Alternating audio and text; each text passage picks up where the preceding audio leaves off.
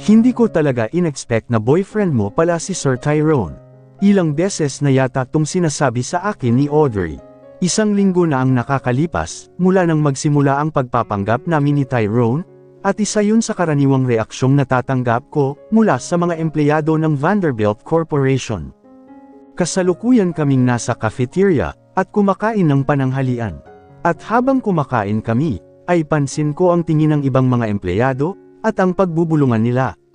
Hanggang ngayon, ay sariwa pa rin talaga ang balitang, girlfriend ako ng boss ng kumpanya. Nag-expect na ako ng mga chismis pero ang hindi ko inaasahan, ay ang mga reaksyon ng ilang mga tulad ni Audrey, na nagpakita ng kanilang buong suporta sa aming relasyon. Pero mas nangingibabaw pa rin talaga ang bali-balitang, kaya ko lang nakuha ang posisyong meron ako ngayon, ay dahil sa relasyon namin ni Tyrone. Kung hindi niya lang daw ako girlfriend, ay malamang hindi raw sana ako natanggap. Kung siguro'y ibang tao ang nasa posisyon ko ngayon, malamang matagal na silang huminto sa trabaho.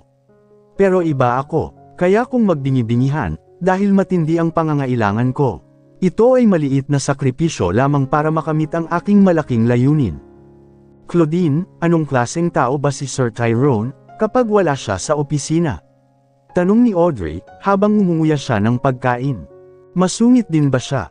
Hindi. Ang sweet niya, sagot ko. Napainom na lang ako ng juice, dahil baka masuka ako sa sinabi ko. Ayoko sanang magsinungaling, pero parte yun ng trabaho ko. Ibang-iba siya, kumpara sa Tyrone na nakikita nyo sa opisina. Hala totoo, sorry ha, hindi ko ma-imagine na malambing at mahinahon si Sir, naiiling at nakangisi niyang sabi. Well, ako rin, he is, pero yun na nga, sa akin niya lang yun pinapakita. Pagsakay ko sa kasinungalingan ko. Sana lang talaga ay hindi ako banggan-gutan mamaya, sa mga sinasabi ko. Ang swerte mo naman, Anya.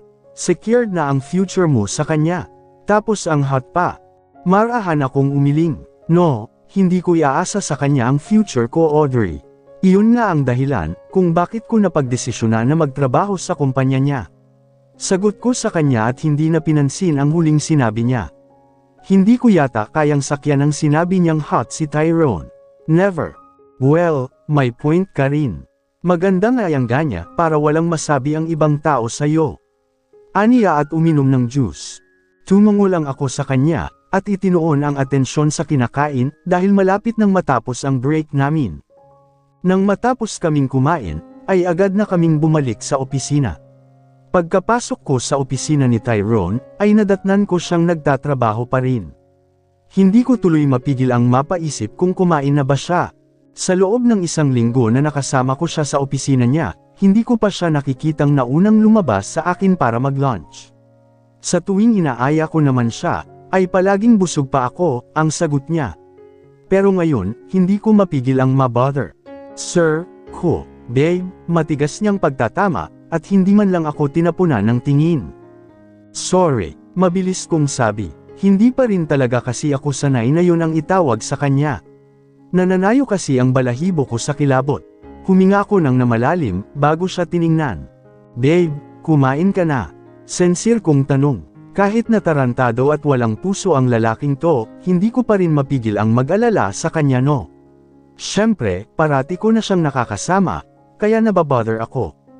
No, wala akong gana, aniya habang nakatuon lang sa laptop ang atensyon. At isa pa, busog ako. Hindi ka pa kumakain, sambit ko. Alam mo, napapaisip ako kung nagbi-breakfast ka rin ba, dahil palagi kang nauunang pumasok. How about dinner? Ikaw rin ang kahuli-hulihang umuwi. Hindi ko na napigilan ang sarili ko. Wala na akong pakialam kung anong isipin niya. Gusto ko lang malaman kung sakto ba ang kain niya. That's none of your business, malamig niyang sabi. It is. Girlfriend mo ako. Kita ko kung paano siya natigilan sa sinabi ko. Agad siyang napatingin sa akin, kaya bigla akong nataranta. Hindi ko sinasadyang bigkasan ang mga salitang iyon. Kusa na lang yung lumabas sa bibig ko. Ano? Utol kong tanong. Hindi mo gusto. Ngayong umaakto akong girlfriend mo, ganyan ang magiging reaksyon mo. Tapos kapag hindi, nagagalit ka. Sunod-sunod kong sambit dahil sa labis na pagkataranta. Wala akong sinabi, Anya, bago ibinalik ang atensyon sa ginagawa. Kaya magsalita ka. Sagutin mo ang tanong ko, kumain ka na ba? Hindi pa nga. Busog ako, aniya na para bang nakukulitan na sa akin, dahil kita ko ang pagkunot ng noo niya, habang sumasagot sa tanong ko. Hindi pwede yan, sabi ko at agad na tumayo, at lumabas ng opisina niya. Narinig ko pa ang pagtawag niya sa akin, pero hindi ko na siya nilingon at dire-diretso lang ako sa paglalakad, papunta sa cafeteria. Hindi ko rin maintindihan ang sarili ko, kung bakit ko ito ginagawa. Pwede ko naman siyang hindi pansinin, pero hindi ko talaga kaya. Nasanay akong nagmamalasakit sa mga taong nakapaligid sa akin. Ganon ako pinalaki ng nanay ko. Pagkabili ko ng pagkain sa cafeteria, ay agad na akong bumalik sa opisina, habang hawak-hawak ang tray ng pagkain. Agad siyang nagangat ng tingin, nang ailapag ko ito sa mesa niya. Ano ito? Pagkain. Alam ko okay. Pagsusungit niya at sinamaan ako ng tingin. I am asking kung bakit may dala kang pagkain. Hindi ba't tapos na ang lunch break? Hindi naman to para sa akin. Para to sa'yo. Sagot ko at mabilis na nag-isip ng palusot. Hindi pwedeng maghintay lang ako nang sasabihin mo. Kailangan ko ring gampanan ang aking parte, upang maging mas kapanipaniwala ang relasyong ito, alibay ko, kahit wala naman talaga yun sa plano. Ang intensyon ko lang ay pakainin siya. Busog nga ako. And I'm busy, pagmamatigas niya. Subuan kita, bulalas ko. Maging ako ay nabigla sa sinabi ko. Practice, hindi ba? Kailangan nating masanay na maging sweet sa isa't isa, dagdag ko, bago kinuha ang kutsara at pinuno ito ng pagkain. Say, Claudine, tumingin siya sa akin, at nakita ko ang pamumulan ng tainga niya. Mukhang nahihiya siya sa ginagawa ko, kaya hindi ko tuloy mapigil ang mapangiti. Anong niningiti-ngiti mo riyan? Matigas niyang sabi, bago ako pinanengkitan ng mata. Wala, nakangiting sabi ko, bago itinapat sa bibig niya ang kutsara. Sige na, say! Hindi pa sana niya yun kakainin, nang marinig namin ang pagbukas ng pinto. Mabilis pa sa kidlat niyang isinubo ang kutsara. Handang-handa na sana kaming magpanggap, nang malaman naming, si Steven lang pala ang pumasok. Wow! Very good na ang pupils ko, mapang-asar niyang sabi. May 3 stars ulit kayo kay Teacher Steven, dagdag niya pa bago prenteng umupo sa couch. What are you doing here? Masungit na tanong ni Tyrone, habang ako naman ay bumalik na sa desk ko, para ituloy ang ginagawa kong trabaho. Bakit ka huminto? Nagtatakang tanong niya. Ituloy niyo. At para saan pa? Tugon ni Tyrone. Well, mas mabuting masanay na kayo, dahil malapit na ang practical exam niyo, nakangising sabi niya, bago lumapit sa amin. Babalik si Cassandra ng mas maaga kaysa sa inaasahan. Ano? Gulat na bulalas ni Tyrone. Bakit? Baka nakarating na sa kanya ang balita, casual na tugon nito. At iyon ay nangangailangan ng isang pagdiriwang. Nangangahulugan ito na gumagana ang iyong plano. Affected siya, so it means, napapaniwala niyo siya na may relasyon nga kayong dalawa, paliwanag niya sa amin. Kaya mas mabuting maghanda na kayo, dahil paparating na ang bagyo. Nagkatinginan na lang kami ni Tyrone. Hindi pa kami handa, ni hindi pa nga kami sanay na maging sweet sa isa't isa eh. Naninindig pa rin ang balahibo ko, sa tuwing sinusubukan niyang maging sweet sa akin. Though may mga pagkakataong nadadala ako sa kaswitan niya, pero mas nangingibabaw ang kilabot at pandidiri. Pero heto na eh. Parating na ang bagyo, at wala na akong ibang magagawa kundi ang i-push ang sarili ko. Mas maaga, mas maganda. Kapag naitaboy na namin si Cassandra, tapos na rin ang trabaho ko sa Vanderbilt Corporation, at kay Tyrone. Makakaalis na ako, at tuluyan ng makakalayo sa kanya. Sisiguraduhin kong hinding-hindi na niya kami mahahanap ng anak ko. Tyrone's point of view. Hindi ako naniniwala sa'yo, Tyrone. Napangiwi ako ng pagtaasan ako ng boses ni Cassandra sa telepono. Tumagos sa tenga ko ang matataas niyang boses. I'll see it for myself. Go ahead. Wala akong pakialam, walang emosyon kung sabi. My only intention in telling you was to warn you to stop imposing yourself to me dahil magagalit ang girlfriend ko. Nagsisinungaling ka. I can feel it. Napabuga na lang ako ng hangin bago inihagis sa mesa ang cellphone ko. Samandal ako sa swivel chair at hinilot ang sentido ko. Napakatigas ng ulo niya. Ginawa na niyang ugali ang katigasan ng ulo at kakulaitan. At isa ito sa mga dahilan kung bakit ayaw kong maging, sa anumang paraan, na maugnay sa kanya. Hindi ko kayang tagalan ang mga kagaya niya. Rinig ko pa ang pagtawag niya sa pangalan ko, mula sa kabilang linya, pero hindi ko na siya pinansin pa. Nagpatuloy ako sa aking trabaho. Ang dami ko pang kailangang asikasuhin. Sigurado pa naman akong maapektuhan ang trabaho ko, sa oras na dumating ang babaeng yun dito sa Pilipinas. Maya-maya pa ay tumunog ang cellphone ko, at nakita ko ang text ni Steven. Kinukumusta niya ako sa progress ng pagpapanggap namin ni Claudine. Ayaw kong itanggi, pero naging malaking tulong siya, lalo na sa akin. Ang pagsunod sa kanyang mga suggestions ay medyo nakatulong sa akin, na maging komportable kay Claudine. Basta, lagi mong siguraduhin na maging sweet at considerate. Bigyan mo siya lagi ng mga regalo, dalhin siya sa mga dates, at tretuhin siya tulad ng plano mong tretuhin ang iyong tunay na kasintahan. Ito ang paalala sa akin ni Steven.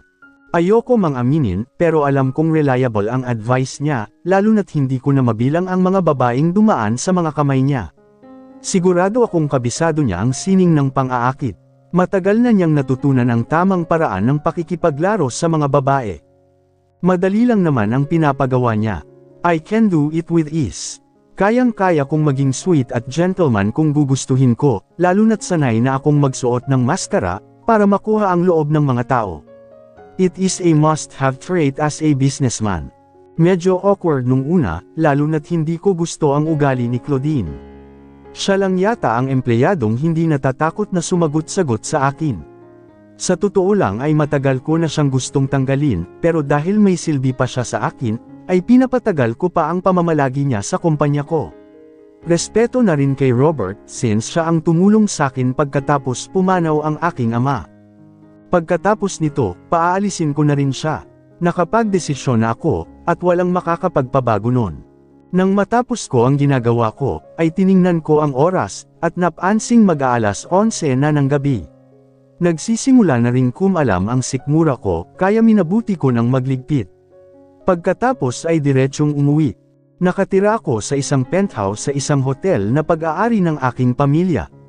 Ang Vanderbilt Hotel, isa sa mga hotel na may pinakamataas na rating sa bansa, at sikat sa mga executive, at iba pang mga high-profile na individual. Pagkarating ko, ay agad akong sinalubong ng isang valet. Pagkababa ko naman ng kotse, ay sinalubong din ako ng isang staff at agad na inisikaso ang mga kailangan ko, pero hindi ko na siya pinansin. Sinabi ko na lang na dalhan niya ako ng pagkain. Pagkatapos noon, ay dumiretso na ako sa penthouse. Sinalubong ako noon ng katahimikan at kadiliman. Dama ko ang espasyo ng buong paligid. Ayokong makita ang loob ng lugar, kaya hindi na ako nag-abalang buksan ang mga ilaw. Tanging lampshade lang ang binuksan ko. Inilapag ko ang mga gamit ko sa mesa sa living room, saka ko tinanggal ang coat ko, at binuksan ang laptop para magtrabaho muli. Huminto lang ako, nang dumating na ang pagkain na ipinahanda ko. Kaunti lang ang kinain ko bago itinapon sa basurahan. Pagkatapos ay pumunta ako sa banyo, para maligo ng mainit. Pagkatapos ay nagsuot lang ako ng bathrobe, at bumalik na ako sa living room, para ituloy ang pagtatrabaho. Habang nasa kalagitnaan ako ng pagtatrabaho, ay nakatanggap na naman ako ng text mula kay Robert, sinasabing tumira ako sa bahay namin imbes na dito. Pero hindi ko na lang yun pinansin. Pinatay ko ang phone ko at pinagpatuloy ang trabaho, hanggang sa sumakit ang mata ko. Nang tingnan ko ang oras, ay mag-aalas 3 na pala ng madaling araw, kaya isinara ko na ang laptop saka ako humiga sa couch. Huminga ako ng malalim at sinubukan kong makatulog, pero hindi ko magawa. Gising na gising ang diwa ko, kaya naman ay nagdesisyon na lang ako na magtrabaho muli. Sinuri ko ang aking mga ginawa, upang matiyak na ang lahat ay perpekto. Isa-isa kong binasa ang reports na ibinigay sa akin ng iba't ibang departments. Masyado akong naging occupied sa binabasa ko, kaya hindi ko na namalayan ang oras. Natigilan lang ako nang tumunog na ang alarm ko. 6 AM na. Isinara ko ang laptop ko bago ko kinuha ang remote para buksan ang blinds. Sumalubong sa akin ang papasikat na araw, at ang malawak na syudad ng Maynila. Bumangon ako at naginat bago dumiretso sa banyo. Pagkatapos kong maligo, ay nagbrew lang ako ng kape. At habang hinihintay itong matapos, nagbihis na ako para pagkatapos kong magkape, ay didiretso na ako sa opisina. Pagkarating ko sa opisina, ay nadatnan ko pa ang janitors na naglilinis. Pero dahil nasanay na silang palaging ganito ang tagpo, ay bumati lang sila sa akin bago nagpatuloy sa ginagawa nila. Inilapag ko na ang mga gamit ko sa mesa, bago ko tiningnan ang cellphone ko para i-check kung may importanteng mga message ba. Bukod kay Robert, may text din si Steven. Today is the day, Tyrone. Make teacher Steven proud. Napabuga na lang ako ng hangin bago in-off ang cellphone ko bago umupo. At pagkaupo ko, binuksan ko na ang laptop ko para ituloy ang trabaho. At oo, ito ang cycle ng aking pang-araw-araw na aktibidad. Mali, ito ang nakasanayan ng pamumuhay ko sa nakalipas na 5 taon. Claudine's POV. Maging maaga ka hanggat maaari. Nakatitig lang ako sa screen ng cellphone ko, matapos kong mabasa ang text sa akin ni Tyrone. Nang tingnan ko ang oras, ay 3:00 pa ng madaling araw niya yun sinend sa akin. Natutulog pa ba tong tarantadong to? Napailing na lang ako, that's none of my business anymore. Inasikaso ko na lang si Charlie para maiwan ko na siya kina Raquel. Sa totoo lang ay nahihiya na talaga ako sa kaibigan ko. Alam kong may mga bagay na siyang hindi nagagawa, dahil nasa kanya ang anak ko. Pero wala na akong magagawa, kundi ang kapalan ng mukha ko. Babawi na lang ako sa kanya kapag naayos ko na ang mga kailangang ayusin. Napatingin ako sa anak ko. Halatang inaantok pa ito. Medyo mas maaga ko kasi siyang ginaisang ngayon, dahil kailangan kong pumunta ng maaga sa opisina. Ngayon kasi yata uuwi yung Cassandra, kaya baka may mga paghahanda pa kaming gagawin. Habang papunta kami ng cake shop ni Raquel, ay nakasalubong namin si Adrian na may dalang brown paper bag, na tingin ko'y may lamang tinapay. Tito Daddy, masiglang tawag ni Charlie, sabay patakbong nilapitan ng lalaki. Charlie, nakangiting tugon nito, sabay karga sa anak ko. Pagkatapos ay tumingin siya sa akin, at matamis na ngumiti. Good morning Claudine. Good morning Adrian, bati ko sa kasila nilapitan. Wala ka bang trabaho ngayon? Tanong ko. Wala, nag-change kasi ang schedule ng day offs namin, kaya day off ko ngayon at bukas, tugon niya, bago ako pinasadahan ng tingin. Ikaw, papunta ka na sa opisina. Ang aga pa ah. Kailangan may importante kasing gagawin, paliwanag ko, at kukunin ko na sana sa kanya si Charlie para makapasok na ako sa trabaho, nang ilayo niya ito. Sa akin na muna tong anak mo, nakangiting sabi niya. Wala kasi akong gagawin buong araw, kaya kung pwede, bantayan ko na lang si Charlie. Naku, wag na Adrian. Nakakahiya, mariing tanggi ko. Rest day mo ngayon, kaya magpahinga ka na lang sa apartment mo. Mommy, want ko kay Tito Daddy, sabi ni Charlie sa akin. Oh, ang bata na ang nagsabi, segunda niya. Nakakahiya Adrian, kung nahihiya ka, sige.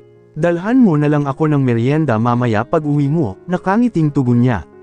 Sige na, akin na yang niya gamit niya, at kami na lang din ang pupunta kay Raquel, dagdag niya bago kinuha sa akin ang bag ni Charlie.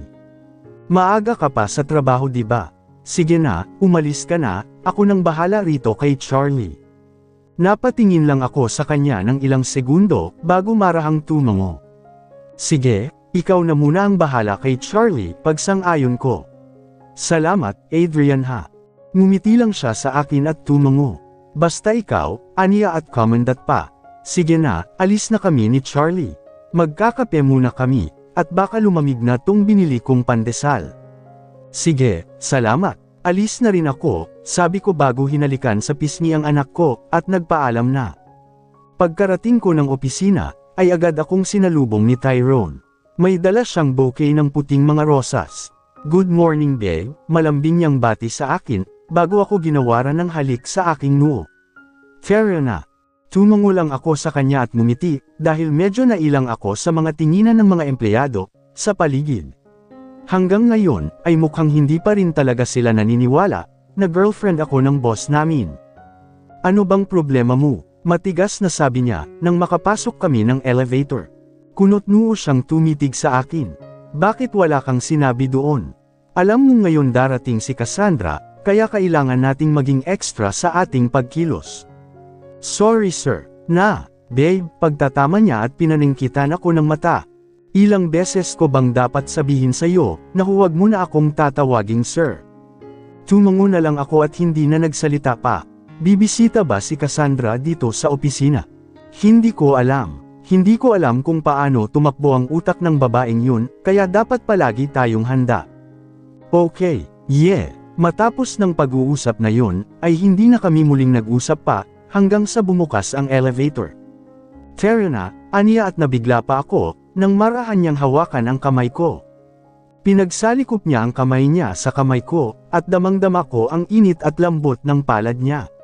Bigla akong napalunok, nang may kung anong kumiliti sa tiyan ko, dahil sa sensasyong aking naramdaman. Good morning sir. Magiliw na bati ni Audrey sa kanya, bago ito nakangiting bumaling sa akin. Kita ko pa kung paano bumaba ang mga mata nito, sa magkahawak naming kamay ni Tyrone. Good morning Claudine. Good morning Audrey. Nakangiting tugon ko, habang si Tyrone naman ay tumangulang at hinila na ako, papasok sa opisina niya. Nang maisara niya ang pinto, ay mabilis niyang binitawan ang kamay ko, at dumiretso na siya sa desk niya. Baka dumating si Cassandra any minute, kaya maghanda ka, aniya bago siya umupo, at sinimulan ang trabaho niya. Tumango lang ako at tumitig sa kanya.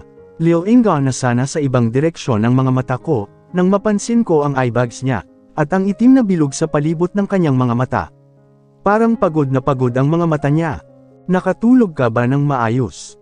Tanong ko at agad na natakpan ang aking bibig, dahil hindi ko naman balak na itanong yun sa kanya. Hindi, simpleng tugon niya. Hindi ako natutulog Claudine.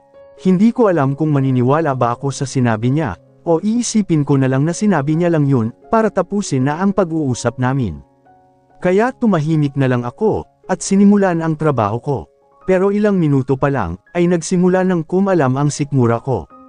Sobrang lakas ng tunog noon, kaya napatingin sa akin si Tyrone. Sorry, mahinang sabi ko, at mabilis na yumuko para itago ang namumulang mukha ko. Hindi kasi ako nakapag-breakfast, pagtatapat ko sa kanya. At bakit naman? Inasikaso ko pa po ang anak ko, diretsyong sagot ko. Mag-hire ka na lang ng yaya. Gusto ko siyang iripan dahil sa sinabi niya.